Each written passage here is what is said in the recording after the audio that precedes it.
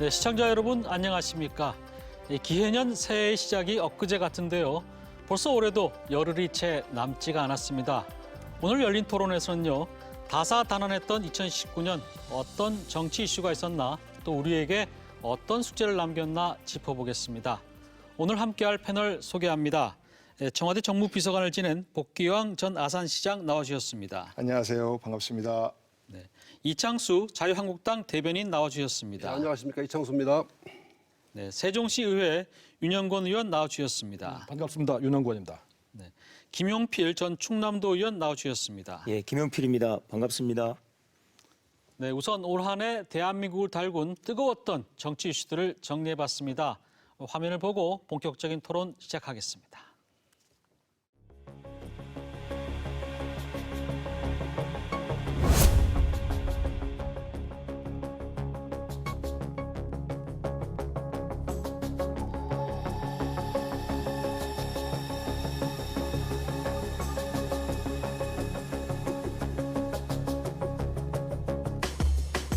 남북에 이어 북미 간에도 문서상의 서명은 아니지만 사실상의 행동으로 적대관계의 종식과 새로운 평화시대의 본격적인 시작을 선언했다고 말할 수 있을 것입니다.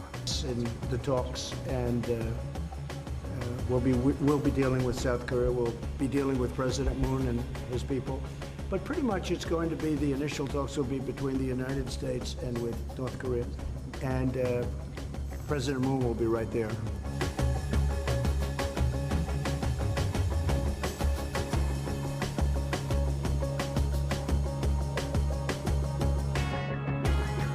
국민 여러분께 죄송하고 송구하고 감사하고 고맙습니다. 저는 이제 한 명의 시민으로 돌아갑니다. 앞으로 차차 여러분들께 말씀드릴 기회가 있지 않겠나 하는 생각이 듭니다.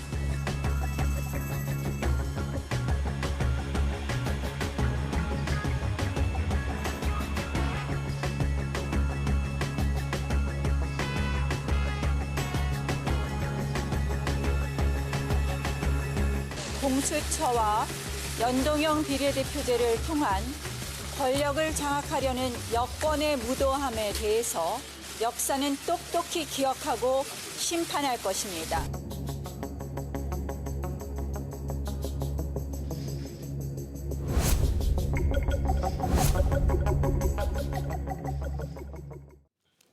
네, 올 한 해 시작부터 지금까지 국회에서는 선거법, 이른바 패스트트랙이 가장 큰 이슈가 아니었나 싶습니다. 지금 당사자인 후보들도 어떻게 진행될지 잘 모르겠다 이렇게 얘기하는 분들도 꽤 많고요. 우선 어떻게 정리가 되고 있는 건지 또 앞으로 전망은 어떻게 되는 건지 이 문제를 먼저 좀 짚어보도록 하겠습니다. 예, 복 시장님, 지금 선거법 논의가 사실상 지금 중단된 상태죠. 4+1 협의체가 잘 나가는 듯 하다가 지금 민주당하고 나머지 야사당이 지금 멈춰선 상태인데 지금 어떻게 되는 겁니까, 그러면? 그래서 올해 1년 동안의 전국을 보면 이제 현재 가동되고 있는 패스트트랙, 이 패스트트랙에 선거법, 공수처, 검경수사권 조정 뭐 이런 것들이 다 들어가 있고 그다음에 또 다른 출발점을 가졌던 유치원 3법 이런 것들이 지금 전국에 이슈가 되고 있는데 선거법 같은 경우는 우리 지금 기억을 이렇게 되살려 보면 옛날에는 비례대표를 전국구라고 얘기했습니다. 그러니까 전체 지역구 의석수 대비 그 비율만큼 전국구 의원들을 결정하는, 그러니까 한 명만 한 번만 투표를 했던 방식에서 이것에 정당 대표성에 문제가 있다라고 해서 바꾸어진 것이 투표를 2번 하는 이제 정당 투표, 비례대표라는 이름으로 바뀌게 된 것이죠. 그러면서 그러니까 우리 정치의 개혁의 그 방안 중에 하나가 지역 대표성 중심으로 하다 보니까 지역 구도가 깨지지 않고 정당이 추구하고자 하는 철학과 가치가 제대로 정치 속에서 관철되지 않는다라고 해서 정당 대표성을 어떻게 또 강화할 것이냐라고 출발한 것이고 그 대표성을 높이는 방식 중에 하나로 이번에 이제 패스트트랙에 올라갔던 비례대표 결정을 어떻게 할 거냐, 상대적으로 지역구를 줄일 거냐 이런 논의였었는데 4월 달에 이제 선거법 패스트트랙을 태우면서 결국 논의의 시작, 결정된 안이 아니고 이제 논의의 시작을 알렸던 것인데 선거법은 그 법에도 정해져 있습니다. 1년 전에 정하는 거로 차기 선거가 있기 전에. 근데 이미 국회에서 국회의원들이 법을 어기고 있는 것이고 현재 진행되고 있는 것으로 볼 때는 애시당초에 225대 75 이 비례대표성이 현실적으로 국회에서 통과를 하려면 의원들의 동의를 받기가 좀 어렵지 않겠느냐라는 판단 속에서 그리고 특히 이제 그 제1야당에서 그것을 줄어드는 것에 대한 또 강한 반발을 하고 계시고 해서 이것을 다소 좀 현재 253개 가깝게 조정을 하면서 상대적으로 250대 50, 예. 50개 정도로 줄어드는 이 비율을 시당초 75개 비례였을 때 50% 준연동형 비례대표제였습니다. 그래서 50으로 줄었으니 한 30개 정도 의석에 캡을 씌워서 30개 정도만 연동형 비례대표 적용을 받게 하자라는 제안을 했던 것인데 이제 여기에 그 소수 야당이 그 캡을 씌우는 것에 대한 반대도 표현을 하고 그리고 석패율제를 또 지속적으로 주장을 하고 이 석패율제가 결국은 아깝게 떨어진 그 정치인을 후보자를 구제하자라는 것인데 이것이 중진 구제용으로 전락될 우려가 있다라고 해서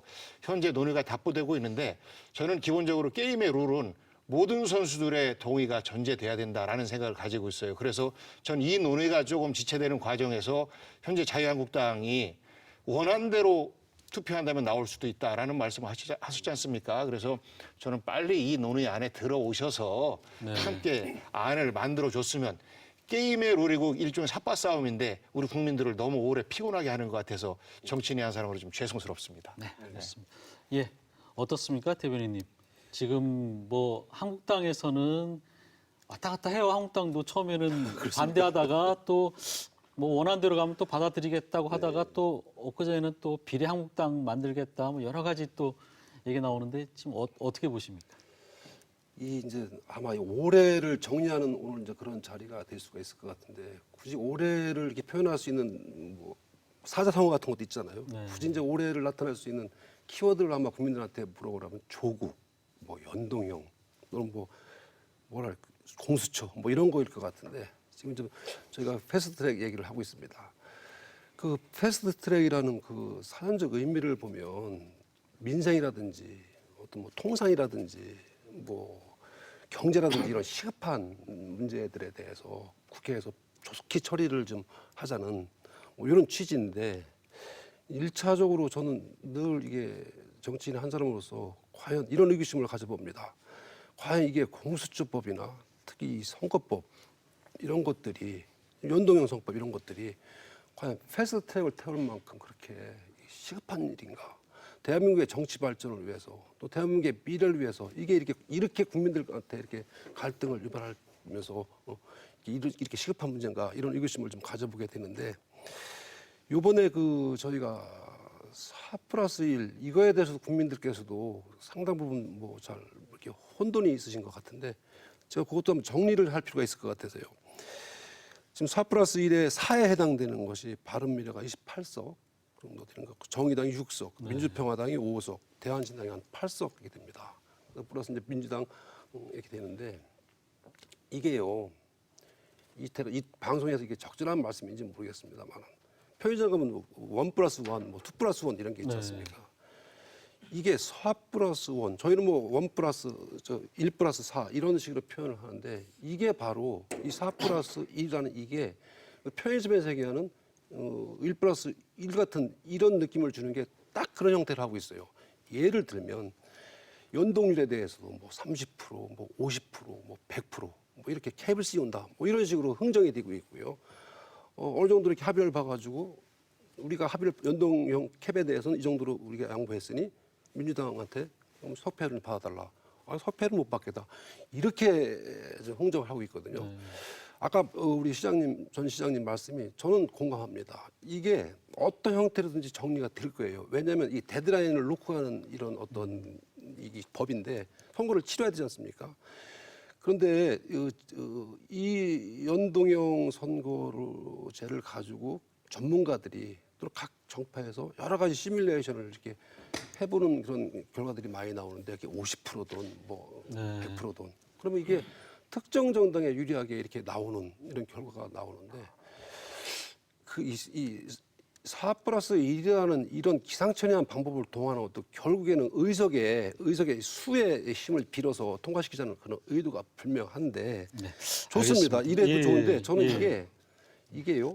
합의는 결국 수의 힘에 이 합의라는 논의 과정이 밀릴 수는 있는데 중요한 건 선거법이라는 것은 특정 정당이나 정파에 이게 이익이 가는 이런 룰은 공정하지 가서는 못하다. 안 이런 된다. 차원에서라도 예. 이게 말씀대로 이제 다시 협의가 될 거라고 생각하고요. 그 협의를 통해서 모든 정파가 또는 국민들이 납득할 수 있는 선거제가 마련될 것이라고 저는 소망을 해봅니다. 네, 윤 의원님.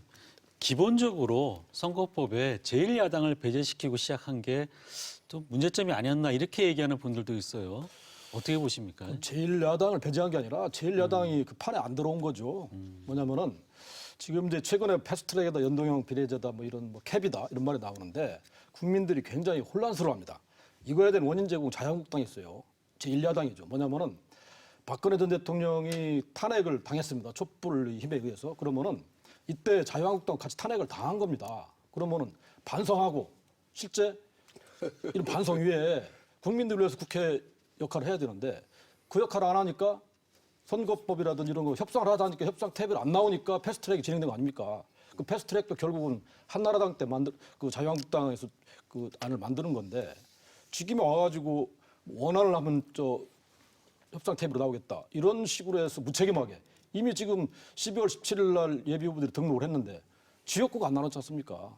이 책임은 자유한국당이 있는 거예요. 그래서 저는 이게 앞으로 이제 국민의 시간입니다. 100일은. 이 국민의 시간 이때 저는 국회에 대해서 반드시 탄핵을 좀 할 거로 우리 국민들은 그렇게 준비하고 있습니다. 네. 자, 그리고 여의도라는 데가 대통령 2분을 탄핵한 곳입니다. 어떤 분들은 여의도 터가 너무 안 좋기 때문에 이 여의도에서 이 국회가 일이 난장판이 되니까 세종으로 옮겨야 된다. 이렇게 했으면은 자유한국당도 적극적으로 협조해서 네. 국회의사당 세종으로 옮겨야 되겠죠. 대한민국 새로운 역사를 세종에 써야 됩니다. 네, 알겠습니다. 예, 김 의원님. 예, 정치 네. 한 해를 정리하는 이슈에서 올해에 있어서 중요한 것은 박근혜 전 대통령 탄핵은 아닌 것 같습니다. 박근혜 전 대통령 그 탄핵이라고 한 부분이 국민의 어떤 심판 부분이 나온다고 하면은 지금 청와대에서 자행되고 있는 그 일은 탄핵의 플러스 1로 국민은 더 심판을 하지 않았나 그런 생각이 듭니다. 그리고 이 선거법이라고 하는 이 문제는 사실 민주주의의 꽃입니다. 우리가 북한에 관해서 지금 문재인 정부에서 호의적인 정책을 펼치고 있습니다만은 사실 북한에 선거가 있습니까? 그건 완전히 형식적인 그 부분이거든요. 근데 이 선거라는 것은 제1야당의 책임이 있다고 하는데 제1야당을 껴안으려고 하는 것이 그것이 승자의 관용이고 도덕적인 저는 가치라고 생각합니다. 그런데 자유한국당 제1야당을 배척을 하고 국민들은 속보인다라고 얘기하는 거예요. 왜 그러냐면은 요즘 국민들이 학위만 없다 뿐 이제 다 박사님입니다. 왜 그러냐면은 사실 더불어민주당 같은 경우에는 이제 공수처법 때문에 그 힘을 얻기 위해서 군소정당의 힘이 필요한 거예요. 또 군소정당은 나름대로의 연동형 비례대표제. 사실 그 의미는 국민들이 지금 알지도 못합니다. 어떻게 보면 이 자리에 계신 분들 아시는 분들 정확히 셈 계산하시는 분들이 계시는지 모르겠습니다만은 준연동형, 바깥에 가서 물어보면 아무도 몰라요. 어떻게 보면은 흔히 심상정 대표 같은 경우도 국민은 모른다라고 하는 그 발언도 언론 방송에 나오기까지 했습니다. 그렇기 때문에 민주주의에 꽂힌 선거는 정치인들만의 그러한 노름으로 가서는 결코 안 되고 특히 집권당인 여당에서는 제1야당을 안고 가는 것이 바로 승자의 관용이고 법칙이고 바로 선거가 그렇게 법이 진행되어져 가야만 하는데 그렇게 되어지질 못하는 가운데에서 발생되고 있어서 이런 문제가 생긴다. 마지막으로 한 말씀 딱 드리면은 선거법에서 핵심이 뭐냐? 이게 지금 제가 지금 오늘 자료를 하나 지금 작아서 보일려나 안 보일려나 모르겠습니다만은 지금 캡을 씌워가지고 30석이 됐든 50석이 됐든 12월 9일부터 12일까지 조사한 내용인데요. 여기에 보면은 정의당 수가 16석으로 나옵니다. 그리고 자유한국당 자체는 가장 줄어드는 정당 수로 나오는 거예요. 이런 것을 역지사지 입장에서 민주당에서 그냥 받아들일 수가 있겠습니까? 저는 그렇기 때문에 이 부분은 바로 민주당이 집권당으로서 책임을 다하지 않기 때문에 발생된 지금요, 문제다. 연동형이다 이런 문제 나오기 전에 국회에서 조용하게 1년 전에 올해 초에 해결됐어야 돼요. 근데 자유한국당이 지금 청와대 앞에 가 삭발하고 단식하고 최근에는 난장판 국회로 그 태극기 부대 성조기까지 들고 와가지고 이런 난장판을 만들었는데 이 책임을 누가 집니까? 자, 말씀 제1야당이 우리 윤 의원님 말씀이 민주당이 너무 여당에서 끌어안지 않는다는 게 아니라 여당이 당연히 끌어안으려고 하는데 예. 도망갔었습니까? 광야에 헤매고 있어요 지금. 네, 알겠습니다. 이창수 의원님. 자, 지금 윤 의원님 토론의 주제에 맞게 토론을 좀 해주시고요. 요 선거법 관련된 연동제, 뭐 패스트트랙 이런 말씀을 하시는데 탄핵, 반성 이런 말씀을 하시는데 그런 식으로 말씀하시면 우리 김용필 대변인 얘기했듯이 하명 수사가 아니라요. 선거 후보 매수까지 가고 있어요. 그런 얘기 하시면 이 토론이 제대로 안 될 것 같고 이 문제는 뭐냐면 이게 어찌 이 협상 정치는 협상의 어떤 예술이라고 볼 수 있는데 협상의 사전적인 의미는 제가 한번 찾아봤어요. 상호 수용할 수 있는 결정에 도달할 수 있는 도록 조정하는 과정. 이게 있는데 요 비슷한 단어가 뭐가 있는 협작이라고 협작이 뭐냐면 그릇된 짓으로 남을 속임. 지금 4+1에서 하는 것은 협상인지 협작인지는 제가 판단하기보다는 국민들은 충분히 판단할 수 있을 것 같아요. 말씀하시지만 선거법은 첫째 합의에 의한 것 이전에 공정해야 되고요. 납득할 수 있어야 되는 겁니다. 그게 바로 협상에 나오는 상호 수용할 수 있는 그런 결정. 이게 중요한 건데 이것을 좀 간과하고 있는 거 아닌가.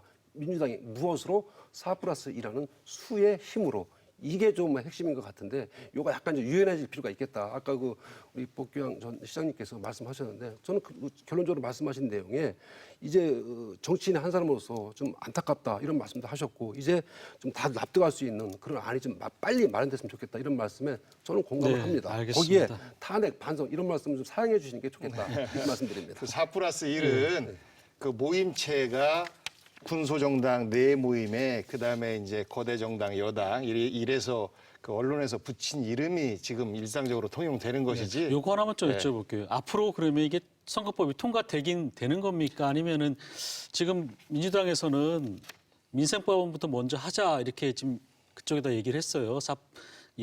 야사당에 야사당은 안 된다. 선거법부터 해야 된다 이렇게 하고 있는 상황인데 요거 하나만 얘기하고 넘어가죠.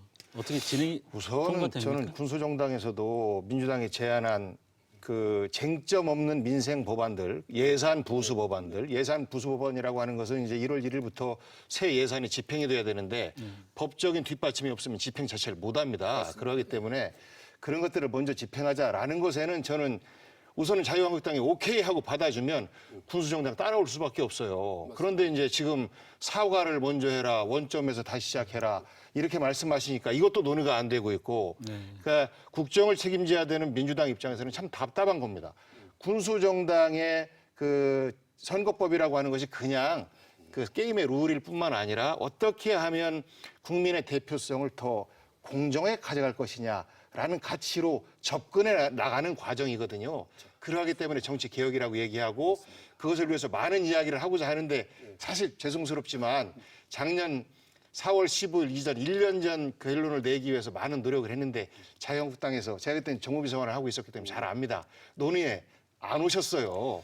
이제 그 바람에 이제 이렇게 늦어지고 있는데 저는 선거법은 어쨌든지 간에 이 규칙을 안 만들면 내년 총선 자체가 치러지지 못하기 때문에 조만간에 결론이 날 거다. 그래서 삿바 싸움은 빨리 끝냈으면 좋겠다. 맞습니다. 우리 국민들은 이것이 뭐가 뭔지 잘 모르는데 이것에 대해서 서로 조금씩 양보하자. 아까 김용필 의원님 자유한국당이 제일 손해본다라고 했는데 민주당이 제일 손해봐요. 의석수로. 제일 손해봅니다. 그래서 다소 좀 양보하면서 빨리 결론을 내고 우리의 다른 이제 비전을 가지고 논의하는 국회가 됐으면 20대 국회가 역대 최악의 평가를 받고 있는 것이 이런 것들 때문에 아닌가 싶습니다. 여기서도 한 말씀만 간략하게 지금 요거 조금 넘어가고요. 마무리 말씀으로 그래서 지금 예산 부수 법안이나 민생 법안을 원포인트 국회에 들어서 빨리 처리하자는 것은 대원칙에는 합의를 안 할 수가 없죠. 합의해야 마땅하고. 근데 지금 자유한국당은 안 하고 계시지 그 사과에 대한 부분은 어떤 부분이냐면 예산안 처리 과정에서 정말 아쉬운 점이나 적절하지 못한 부분이 있거든요. 이 부분에 대해서 이미 예산 통과됐거든요. 이거 민주당에서요 이런 저에서 약간 무리가 있었던 부분이나 이런 부분도 있었다. 이런 부분 정치적으로 얼마든지 수사를 동원해서라도 그런 의사 표현이 가능하다고 봅니다. 그것도 못하면서 그게 어찌 그건 사과를 드릴 일이 아니고 법적으로 12월 2일까지 예산안 처리를 하도록 돼 있는데 그 과정에서 이제 그것이 넘어가서 본회의 마지막 날 불가피하게 할 수밖에 없었다. 알겠습니다. 이런 불가피성에 대해서 또 서로 이해를 좀 해줬으면 좋겠습니다. 요거 좀 너무 물어볼게요. 지금 한국당에서 계속 장외투쟁을 하고 있는데 언제까지 하실 겁니까? 지금 론텐도홀에서 하고 있는 농성 저희가 내성은 무기한 농성입니다. 무기한 농성은 뭐 끊임없이 하겠다는 것이 아니라 저희들이 요구한다는 것은 일방적인 주장이 아니라 어느 정도 이렇게 관철이 되고 이랬을 때까지 하겠다는 의지를 좀 밝히고 있는 거고요. 예. 그 장애 정치가 조금 뭐 물리적일 수 있고 구태연할 수도 있지요.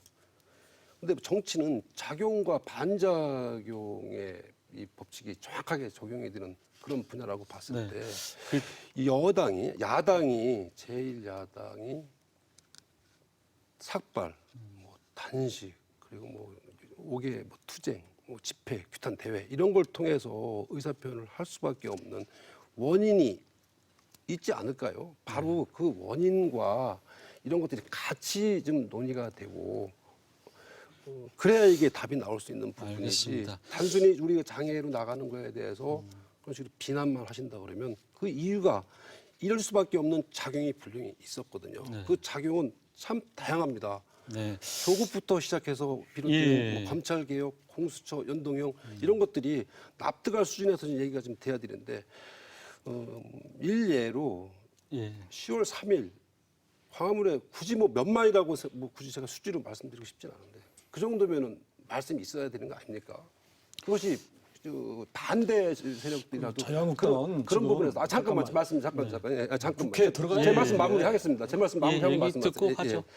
최소한 그런 거에 대해서 정부나 청와대나 이런 쪽에서도 그에 대해서 뭔가 입장이 좀 나와주고 전혀 이런 방법 말하지 않고 보지 답이 않고 없으니까 그렇죠. 이쪽에서는 그럼요. 계속 그런 거에 대해서 할 수밖에 없다. 당연히 알겠습니다. 정상적이라 그러면 정상적인 방법으로 정치도 하고 대응도 하고 투쟁도 하겠죠. 정상적이지 않은 상황에서 정상적이지 않은 게 어떻게 보면 당연한 결과 아닐까 생각이 됩니다. 네, 윤희연.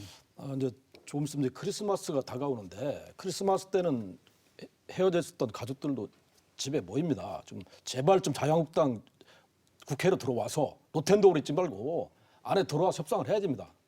이것은 국민의 명령이에요. 지금 뭔가 좀 착각을 하고 계신데 특히 황교안 대표가 정치를 안 해본 분이라 협상을 할 줄 모릅니다. 또 내년 총선 때문에 황교안 대표 입에 그에 따라서 공천이 있기 때문에 꼼짝을 못 하는 거예요, 지금 의원들이. 우리 대변인님 좀 힘을 내셔야 돼요. 목소리 내야 됩니다. 네, 김현, 저 요거 하나 여쭤볼게요. 네네. 지금 지난 16일에 이제 이른바 이제 국회 경내로 이제 들어오면서부터 좀 집회가 너무 또 폭력 성향을 띈 게 아니냐 이런 지적도 있고 황교안 대표의 이른바 동원 정치에 대해서 내부에서도 피로감이 있다 이렇게 지적하는 목소리도 있어요. 어떻습니까? 지금 더불어민주당이 야당 때 사실 뭐 삭발도 하고 그리고 장애 정치도 하고 많이 했던 겁니다. 사실 여야가 뒤바뀌면은 결국 얼마나 답답하고 그리고 그 집권당 여당이 포용하지 못하고 대화와 타협을 하지 못하니까 오죽하면 그렇게 하겠습니까? 다만 중요한 것은 그 사과라고 하는 말씀도 아까 이제 나오고 이렇게 했었는데요. 이 사과라는 자체가 흔히 사람들이 얘기합니다. 사과하기 싫으면 사과 한 박스라도 보내라고 그런 얘기. 그래서 사과데이라는 것도 있습니다. 512조라고 하는 슈퍼 예산을 통과시키면서 그것도 그냥 순식간에 그렇게 한다는 그 자체는 저는 그게 있을 수 없는 일이라고 보고 있고요. 그리고 동원 정치 그렇게 말씀을 하시는데 아까 황교안 대표의 그런 그 말씀을 하시고 이제 집으로 이제 들어가야 된다 이렇게 말씀하셨는데 그래도 황교안 대표는 우리 그 더불어민주당 이해찬 대표처럼 모든 안건 사안마다 버럭버럭 화는 내지 않습니다. 뭔가 뜻을 관철을 시키고 할 때도 그야말로 물 하나 먹지 않고 이번에 그 단식에서 느낀 것은 정말 정치인의 단식은 저런 게 진정한 단식이다. 그리고 그것 때문에 많은 사람들이 그 동조를 하고 하는 것이 SNS에서 그건 아마 대한민국 국민들이 다 알고 있는 사실이에요. 그리고 또 한 황교안 가지는 대표. 복교왕 전 비서관님께서 사실 그 캡을 씌워가지고 하게 되면 민주당이 가장 손해가 많다라고 말씀하셨는데 민주당이 손해보지만 사실 민주당의 2중대, 3중대, 4중대가 많이 들어오기 때문에 실제적으로는 플러스 알파가 되는 거거든요. 그래서 그런 말씀을 드리고 싶습니다. 플러스 그걸 된다는데 어떻게 보십니까? 2중대, 3중대라고 하면 그분들에 대한 결례고요. 저는 우리 토론이 조금은 좀 이렇게 좀 진정한 상태에서 진행됐으면 좋겠습니다. 그러니까 올 2월에 그 황교안 대표께서 이제 원외 대표가 들어오시고 나서부터 나경원 원내대표와 황교안 현 대표님의 리더십 경쟁이 사실 내부적으로 우리 국민 눈에는 안 보이지만 저는 있었다고 봅니다. 그러면서 첫 번째 장외투쟁을 한 것이 조혜주 선관위 상임위원 인사청문회를 안 하고 그리고 나서 5.18 조사위원을 자유한국당에서 추천을 했는데 자격이 안 되는 분들을 추천하셨어요. 그러면서부터 청와대가 야당 무시한다라고 사실 장외투쟁을 시작한 것이 그때부터입니다. 그리고 나서 계속해서 지금 장외투쟁이 이어지고 있는데 왜 20대 국회를 역대 최악의 국회라고 하느냐. 지난번 토론에서 말씀드렸습니다만 법안 통과율이 30%가 안 돼요. 법안이 많이 늘어나서 그렇다라고 하는데 매 국회마다 늘어났습니다. 대한민국의 다양성이 넓어지기 때문에. 그럼에도 불구하고 처리는 기본적으로 50% 가까이 했었는데 30%대다. 이거는 사망한 국회예요. 대한민국이 한 발짝 나가야 되는데 이게 안 되고 있기 때문에 우리 국민들이 좀 가슴 아파하는 것이고 기본적으로 안에 들어와서 협상하고 협의할 내용들에 대해서는 안으로 좀 들어와 주셨으면 좋겠다. 사과 안 하니까 못 간다. 뭐 혹은 뭐 이러이러한 조건들을 달 수는 있겠지만 국민들의 눈에서 볼 때는 국정을 운영하는 대통령 책임도 있고 그리고 국회 구성인 여야 특히 여당과 제1야당의 책임에 대해서 사실 국민들은 생각합니다. 그래서 지금이라도 선거법만큼은 빨리 좀 종료하고 그다음에 현안으로 돌아오기를 저는 간절히 기대합니다. 윤 의원님. 좀 토론이 좀 약간 좀 본질을 좀 벗어나고 있는 것 같은데 지금 민생 법안이 수북하게 쌓였습니다.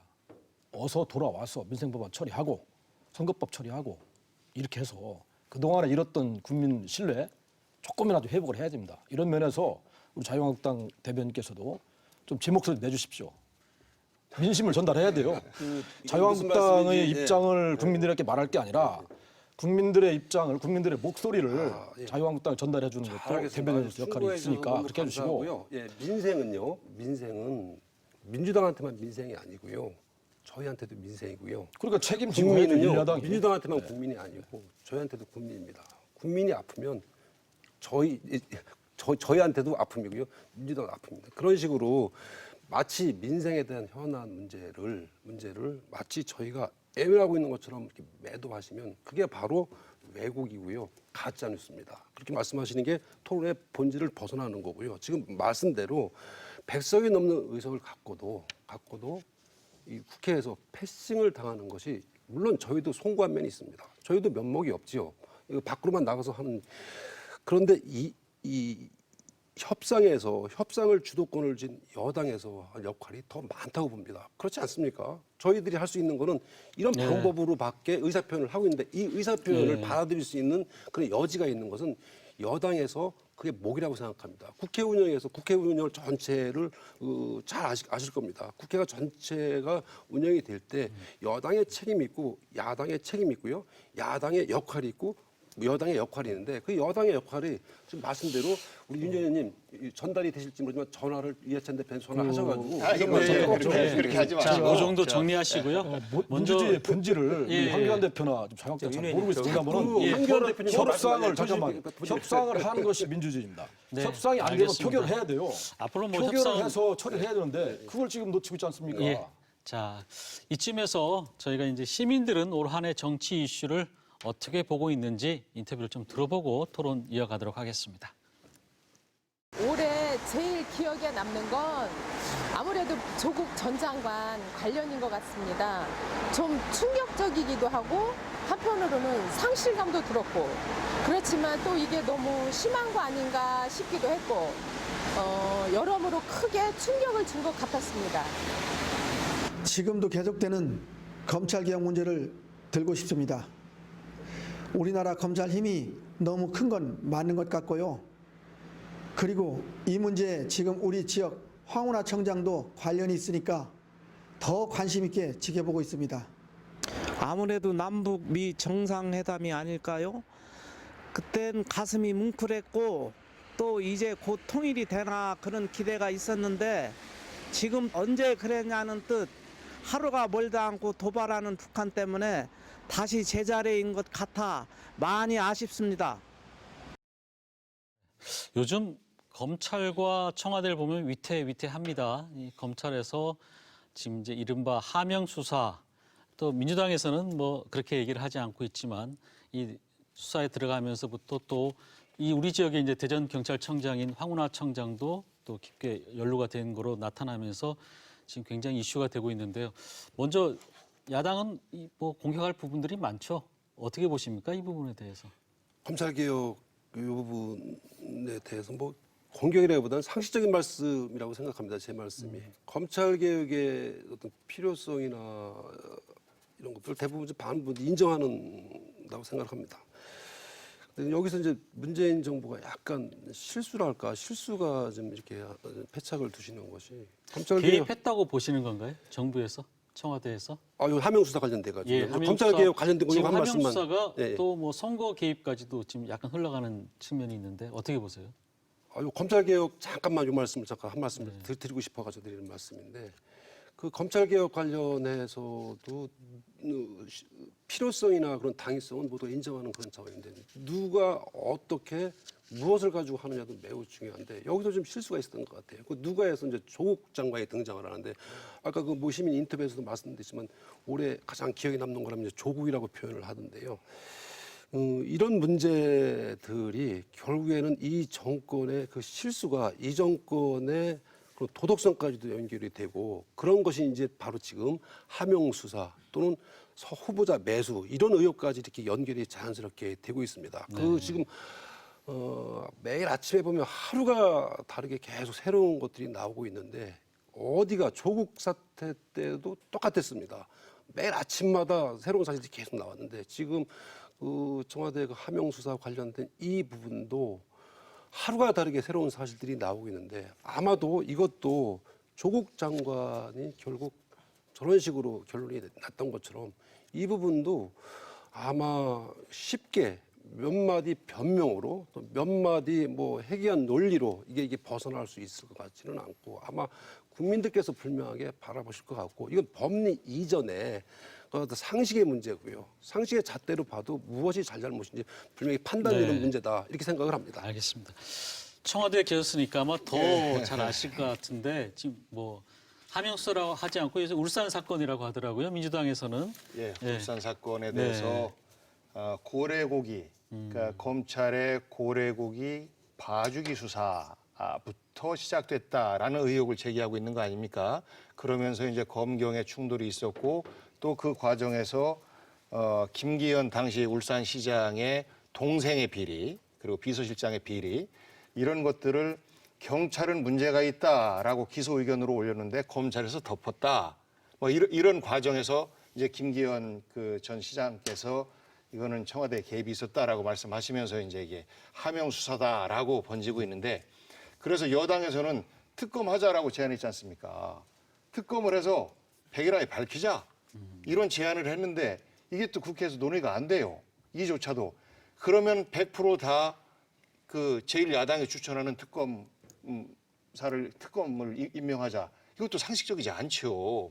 박근혜 당시를 이야기하면서 박근혜 당시에는 그는 기본적으로 책임이 있는 당이기 때문에 우리가 그럼 빠지겠다라고 스스로 말씀하신 것이고 이거는 논란이 되고 있는 것이기 때문에 국회에서 추천을 해야죠. 그래서 특검하자라고 하는 것은 논란을 그만 종식시키고 수사에 맡기자라는 겁니다. 이러저렇게 뭐 변명하고 또 공격하고 해봤자 이건 정치적 공방만 되고 국민만 피로해지니까 특검에 맡기자라는 것이 저는 지금에 있어서 정답이라고 보고요. 아까 쭉 이제 세 가지 남북 관계 또 뭐 조국 전 장관 문제 뭐 이렇게 그 나왔었는데 한 가지 좀 빠진 게 아쉬운 것이 올 12월 말까지 일본과의 그 무역 전쟁에 작은 결론을 또 내야 됩니다. 이것 때문에 대통령께서 미국 대통령도 만나고 그 부분은 저희가 시 조금 이따 만나고 토론 하는데 기회가 있으니까요. 이 부분이 사실 저는 내후 외환이다 할 때 네. 그 외환이 어느 때보다 컸었는데 우리가 하나로 모아지지 못하는 아쉬움 이런 것들에 대해서 저는 좀 알겠습니다. 정리를 좀 하고 예, 싶어요. 예. 김 의원님. 그 검찰이 지금처럼 잘하는 검찰이 있을까 이런 생각이 듭니다. 우리 복 전 비서관님께서 특검을 하자고 말씀하시는데 윤석열 총장 체제 검찰을 불신하기 때문에 그런 얘기가 나오지 않나. 이것은 국민들이 그렇게 생각하고 있다는 말씀을 드리고 싶고요. 그리고 윤석열 검찰총장은 사실 전 정부에서 임명한 것이 아니라 현 문재인 대통령이 임명을 했습니다. 그래서 문재인 대통령이 임명했다는 것은 뭐냐, 문재인 대통령이 바라볼 때 중립적인 위치에서 수사를 할 수 있는 사람이라고 생각했던 거예요. 그 원인은 국정원 댓글, 그리고 박근혜 대통령에 있어 수사도 결국 윤석열 지금 총장이 맡아서 했거든요. 그래서 윤석열 총장의 유명한 말이 있지 않습니까? 예? 나는 사람의 편에 서지 않는다라고 하는 사실이에요. 오늘 TJB가 충청인의 방송, 국민의 방송이듯이 그렇기 때문에 윤석열 총장은 전 박근혜 대통령 그리고 국정원 댓글도 수사를 하면서 그리고 대전으로 좌천됐지 않습니까? 그러면 지금 윤석열 총장이 수사를 진행하고 있는 거에 관해서 불신을 가질 필요가 저는 없다라고 생각을 하는 거예요. 꼭 보면은 여당에서는 윤석열 총장 미워가지고 국수에 물도 안 말아 막는 듯한 그런 느낌을 저뿐만이 아니라 많은 국민들이 가지고 있습니다. 그래서 검찰 개혁은 바로 검찰에 있어서 현 수사를 믿고 거기에 따른 결과를 본 뒤에 만족하지 못하면은 특검을 진행하는 것이 그게 기본적인 방식이다. 그것이 FM이다라는 말씀을 드리고 현 있습니다. 수사에 대한 국민적 불신이 굉장히 높은 상황이기 때문에 객관성을 담보할 수 있는 특검에서 제대로 파헤치자라는 제안인데 그것을 그러면 현재 검찰이 잘하고 있으니까 특검 필요 없다라는 말이거든요. 다른 말씀은 수사시고 특검 필요 없다라는 주장이에요. 그러면 이 문제에 대해서 정치적 공방거리로만 삼자라는 말씀에 다름 아니십니다. 그래서 저는 이 문제는 특검으로 빨리 정리를 하고 서로 간에 손해볼 수밖에 없습니다. 왜냐하면 이것이 이제 하명 수사 청와대 개입 의혹이냐, 혹은 과거에 그 울산시장 문제냐, 또 검찰의 봐주기 수사했었느냐, 뭐 이런 것들이 계속해서 정쟁거리로만 나오면 우리 국민들이 어떻게 생각하시겠습니까? 그래서 사실은 특검에서 밝히게 정치적으로 정리해 주는 것이 지금으로서는 유일한 해결책이다라는 말씀을 다시 드리는 거예요. 최근에 그 뭐 울산 김기현 시장 사건이라든지 조국 그 일가 수사 사건에서 우리가 검찰이 잘하는 게 아닙니다. 검찰이 하고 있는 대로 그동안에 해오던 그런 관행대로 검찰이 검찰의 그 지금 민낯을 지금 보고 있는 거예요. 청와대와 민주당이 검찰의 그런 문제에 대해서 간섭을 안 하고 있습니다. 한번 해봐라. 이렇게 놨기 때문에 검찰이 그런 행동을 하고 있는 것이지 검찰이 잘하고 있는 게 아닙니다. 자, 그리고 보수 언론이 그 제목 뽑기를 합니다. 그러면 기타 언론들이 그 제목 뽑기에 당하고 있는 거예요. 조국 일가 수사 사건 최근 어떻게 진행되고 있습니까? 법원에서 무죄로 나올 가능성이 높다는 것입니다. 지금 70명의 수사관들이 60군데를 갖다 수사를 해서 탈탈 털어 나왔는데 뭐가 있습니까 지금? 자, 물론 결론 나야 되겠지만은 자, 하명 수사라는 말도 마찬가지입니다. 보수 언론이 프레임이에요 이게. 하명 수사 다음에 청와대가 개입했다. 이게 프레임입니다 이게. 여기에 지금 당하고 있는 거예요. 우리가 지금 이런 언론에 대해서 좀 불신하는 것도 결국은 그 거대한 보수 언론에 대해서 국민들이 불신하기 때문에 유튜브 방송이 떴습니다 올해. 왜 그렇습니까 이게? 보수 언론 믿지 못하겠다. 그래서 결국 우리 국민들이 이러한 보수 언론의 제목 뽑기에 당하면 안 됩니다. 정치도 마찬가지입니다. 네, 네, 그 정도. 대변인님 뭐 하실 말씀 있으실 것 같은데. 그래서 그 복귀왕 전 시장님 말씀하셨던 이 특검에 대한 취지가 그렇다고 하면 거기에 특별히 단서 조항 같은 것도 필요 없을 수 있을 것 같아요. 좀 더 여유 있게 말씀대로 그 특검을 통해서 모든 의혹을 불식시켜 볼 수 있겠다라고 하면 거기에 특검의 뭐 추천이라든지 뭐 임명 이런 거에 대해서도 크게 단서 조항은 되지 않을 것도 같다는 생각은 제 욕심 같지만 그런 말씀을 한번 드려보고요. 취지가 그런 취지이기 때문에 국민적 의혹을 한번 정말 정리하고 가자. 우리가 더 산적한 문제가 많지 않느냐. 민생도 시급하고. 특검도 가능할 수 있다라고 보시는 거예요? 저희들도 그런 취지, 그런 생각을 가지고 있는데, 뭐 저희가 뭐 특검 그 추천에 관련된 거에 대해서 뭐 단서조항처럼 다뤘지만, 뭐 그것도 충분히 협의가 가능하다고 그러니까 봅니다. 대화를 하면 답이 나옵니다. 예, 그렇습니다. 현재 대화가 안 되고 있어서 문제입니다. 그리고 이제 두 분 좀 윤 의원님이 대화가 되신 것 같아요. 예, 어머니, 뭐 우리 저 민주당하고 이제 자유한국도 대화가 네. 될 것이라고 봅니다. 왜 되지 않으면 안 되기 때문에 그렇습니다. 반드시 돼야 된다고 생각하고요. 지금 제가 오늘 자꾸 윤 의원님에 대해서 말씀을 하는데, 윤 의원님 지금 보세요. 검찰이 잘하는 것이 아니다. 조국 수사 법원에서 지금 진행되는 거 보면 무죄가 나올 것 같다. 검찰의 민낯을 보고 있다. 이게 바로요, 오만이에요. 오만. 왜 오만이냐? 검찰은 검찰이고요, 법원은 법원입니다. 거기에 대해서 말씀대로 잘하는 것이 아니다, 무죄다, 이렇게 하는 것이 압박까지 가실 건 같지는 않은데, 이것이 주제가 넘은 거고요. 이것이 오만한 겁니다. 그런 자체가 대목은 논쟁이 예, 그런 자체가 아시죠? 말씀대로 이런 걸 이렇게 말씀하시니까 이 논쟁이, 이 토론이 자꾸 방향이 본질이 왜곡되는 것 같은데, 제 말씀은 이번에 이 뭐 울산 시장권이라든지 뭐 하명수사, 심지어는 뭐 언론에서 제목을 뽑는데 그 제목의 프레임에 갇힌다. 언론 프레임에 갇히는 거는 이미 기울어진 운동장이라는 건 모두가 인정한 사실입니다. 저희요, 언론에 100만씩 와도 사진 한 장 안 나옵니다. 이게 언론 프레임이, 저희는 언론 프레임에 대해서는 저희가 할 말이 더 많은데, 여기서 뭐 그 네, 말씀이 주가 아니기 때문에 알겠습니다. 이 정도로 마치겠습니다. 예. 저희가 이제 뭐 계속 선거법, 그다음에 검경, 이제 검찰 개혁, 뭐 이 얘기를 하다 보니까, 사실 아까 얘기하셨는데 지금 뭐 한일 간의 경제 전쟁이라든지 또 남북 관계도 사실 굉장히 오래 큰 이슈였는데, 남북 관계 얘기를 간단하게 넘고 한일 경제로 넘어가 보죠. 어떻게 보십니까? 지금 뭐 트럼프 대통령은 뭐 하원에서 가결까지 되고 그랬는데, 이거 앞으로 어려운 거죠? 이거는? 트럼프 대통령의 힘은 좀 빠졌으나 아직 상원 절차가 남아있기 때문에 이 대화의 모멘텀을 트럼프 대통령 입장에서는 계속해서 이어가고 싶어 할 텐데, 결국은 그렇습니다. 우리 저 교수신문에서 올해의 한자, 그러니까 공명지교, 그러니까 머리가 두 개인 새가 얘가 맛있는 걸 많이 먹는 것 같으니까 얘한테 독을 먹게 해서 죽여버려야지.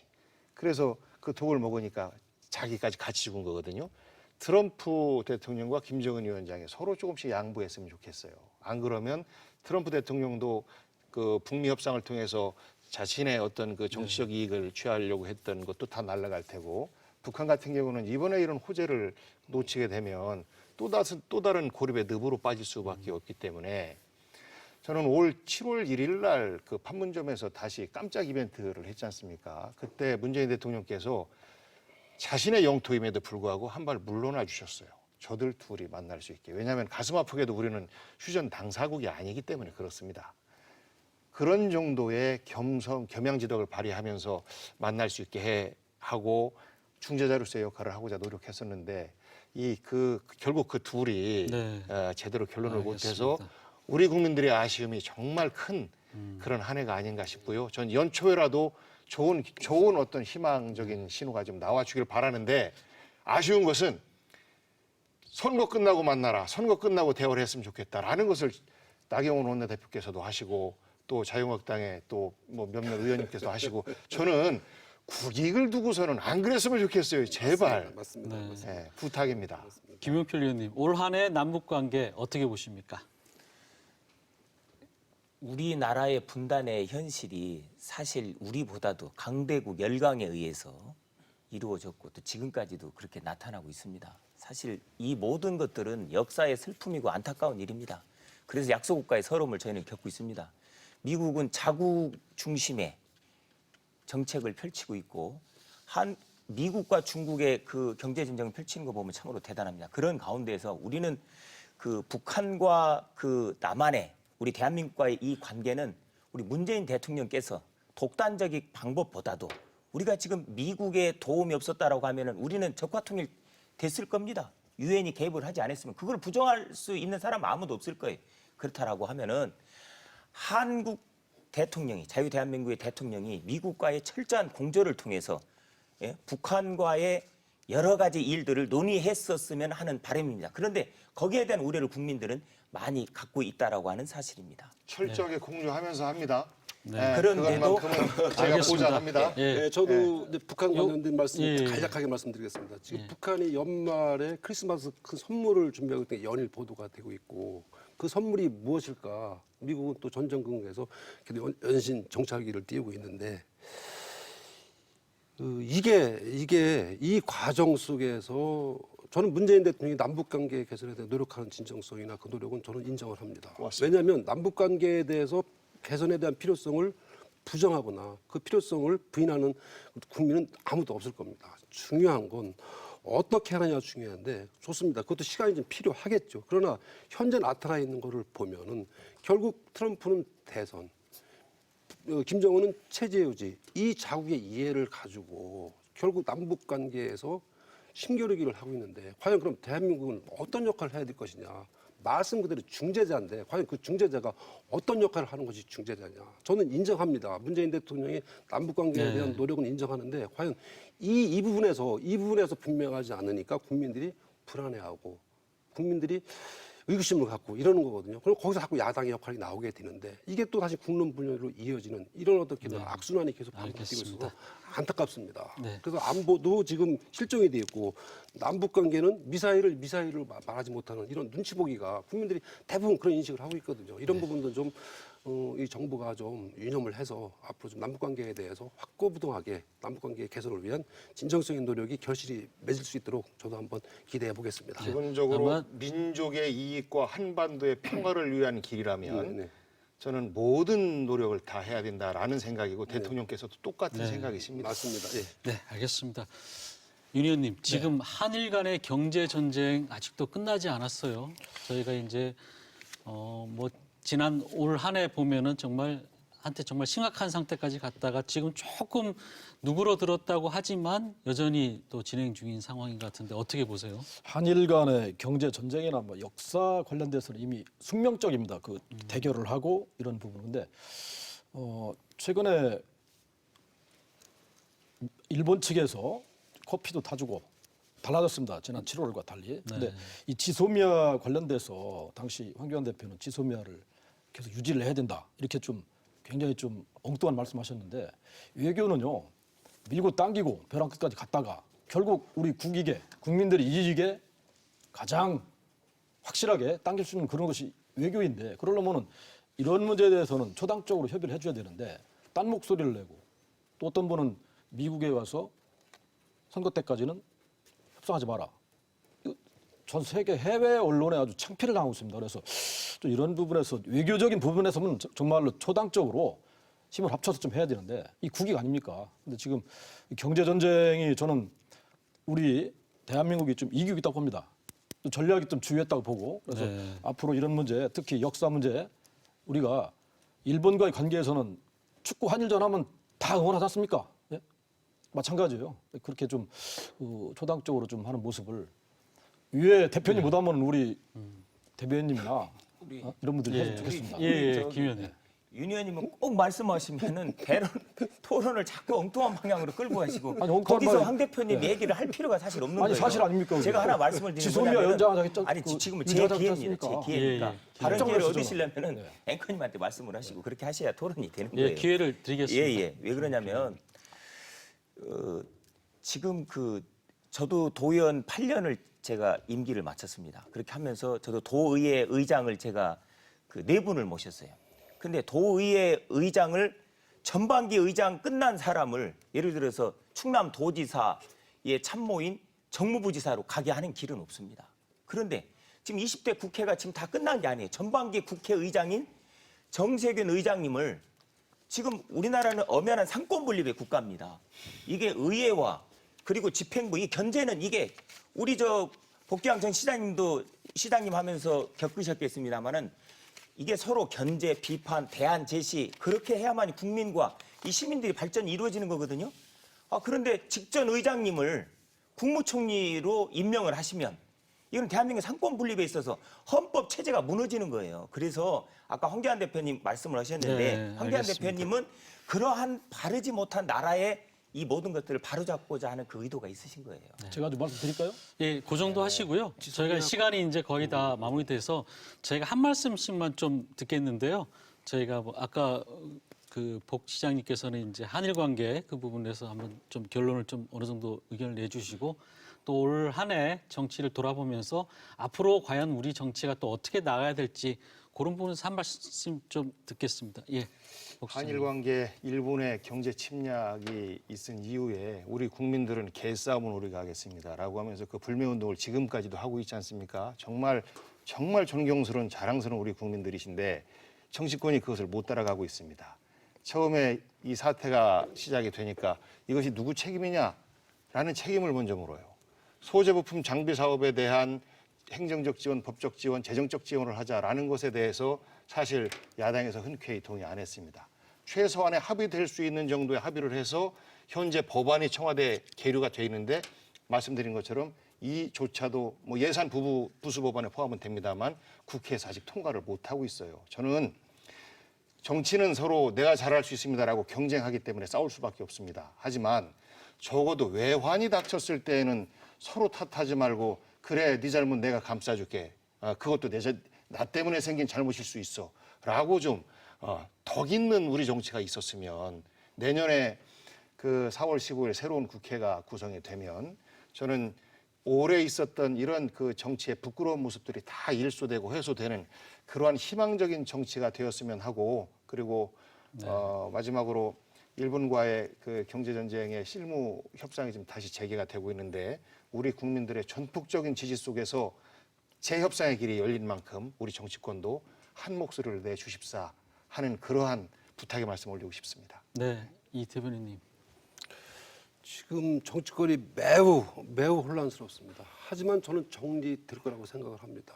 중요한데 어떻게 정리되느냐의 문제인데 이런 말씀 송구합니다만은 정말 지금 모든 벌어지는 상황들이 정말 우리가 경험해보지 못했던 그런 상황들이 많이 벌어지고 있는데 그거에 유추해 보면은 누더기가 될지라도 저희 정권에 또는 저 여당의 저 뜻대로 되지 않을까 하는 걱정이 많이 드는데 아마 이 부분에 대해서도 국민 여러분들께서 최후의 보루라고 생각하십니다. 저희는 협잡이나 야합하지 않겠습니다. 저희는 국민의 입장에서 생각하고 국민의 입장에서 판단하고 국민을 위해 행동하겠습니다. 국민 여러분들께서 최후의 보루로 저희들을 지켜주실 것이고 대한민국의 자유민주주의 체제를 잘 지켜주실 것으로 저는 기대합니다. 네, 두 분은 시간이 좀 부족해서 짧게 좀 부탁드리겠습니다. 예. 우리 국민들은 그 빨간색과 파란색 권투 글러브를 사준 겁니다. 링에 올라와 싸워라. 그런데 지금 빨간색 권투 글러브 갖고는 링 바깥에서 지금 맴돌고 있어요. 링 위로 올라와야 됩니다. 올라와서 KO 패드 있을 수 있고 KO성도 있습니다. 판정 패드 있고 판정도 있고 무승부도 있습니다. 이런 것을 링 위에서 결론을 내야 되는데 링 바깥에서 지금 자꾸 단식하고 삭발을 하면 안 되지 않습니까? 빨리 돌아와야 됩니다.